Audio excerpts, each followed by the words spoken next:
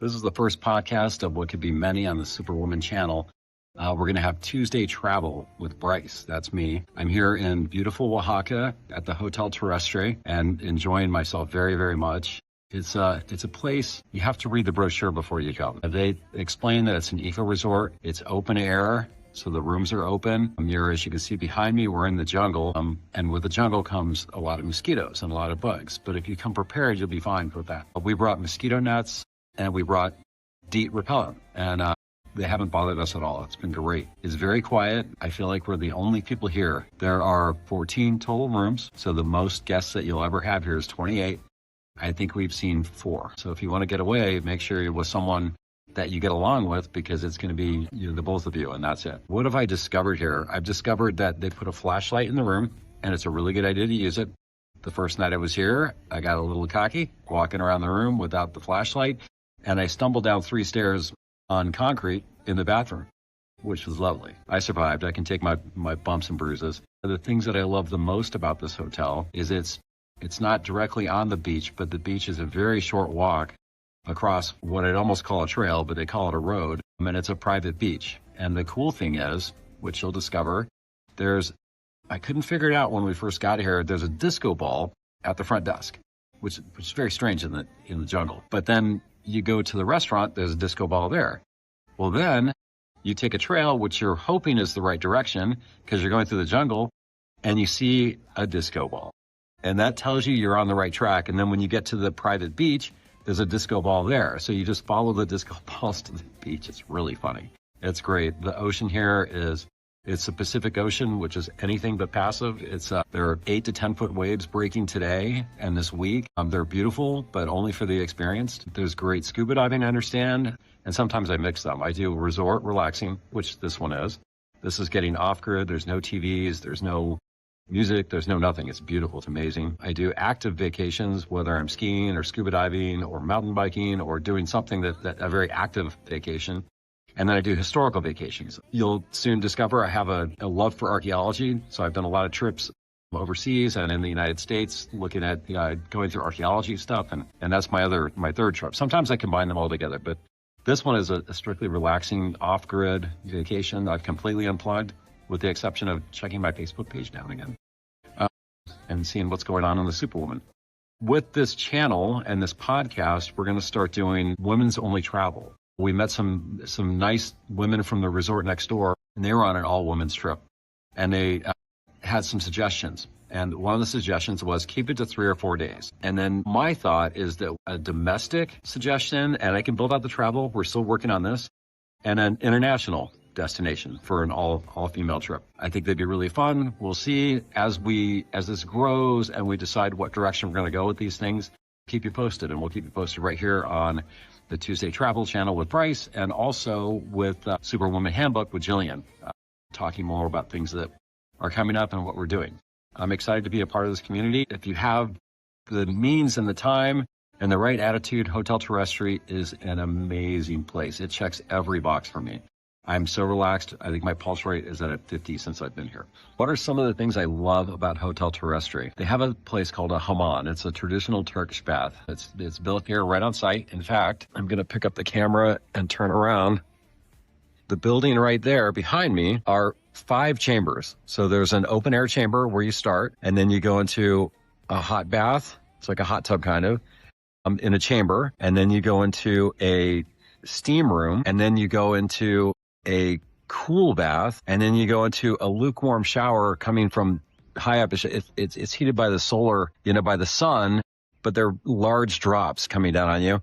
And then you return to the chamber at the beginning, which is the open air chamber, where you have water with rosemary in it. The idea is, from what I understand, is that you spend 10 minutes in each room to acclimate to each room, and it progressively gets you to a great place. It's amazing. The first day, 10 minutes was painful. The second time, 10 minutes flew by. It was really nice.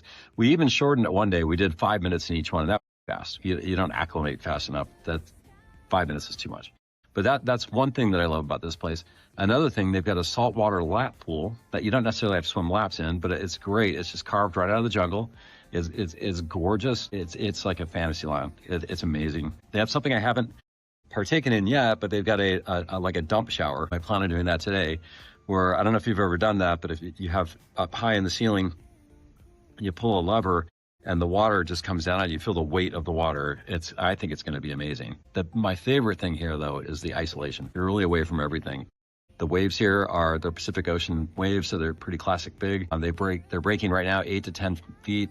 They've got a bar, of course. They've got food. You can get anything you want there. And then you hear the waves all night long. The first night, we slept up on this deck here that I'm sitting on right now. We had a mosquito tent, so we didn't have to put on any mosquito repellent or anything like that, and slept to the waves all night. It was amazing, absolutely amazing. You wake up completely refreshed. There's your own private dip pool here to cool off while you're hanging out in your room. There's only 14 rooms here, so the max guests that they'll ever have is 28. I feel like we've been alone here. I think we've seen 4 people on site. It's just been amazing. The staff is great. Some of the reviews, I think they got some poor reviews a year or so ago. They've they've read the reviews and they've definitely made some changes. And it's a Michelin One Key resort. I mean, they're going to meet you where you are. You got to read the brochure. You got to realize you're in the jungle. It's open air. It's an eco resort, completely off grid. It's all solar, and they have fresh water for you all the time, so you're never dehydrated. It's a phenomenal resort. 2 thumbs up from Mr. Jones. Thank you. There is something really funny at Hotel Terrestre. They have these birds called chilacas. They're quite noisy and sneaky. They're really funny, but it sounds like, I've never been to a cockfight, but it sounds like a cockfight to me. It's hilarious. I'm partially to blame for attracting the chilacas to our room because I have this bird app called Merlin to help identify the birds that are around me when I'm traveling. The chilaka came up. Well, you can play the bird song. So I played the chilaka bird song.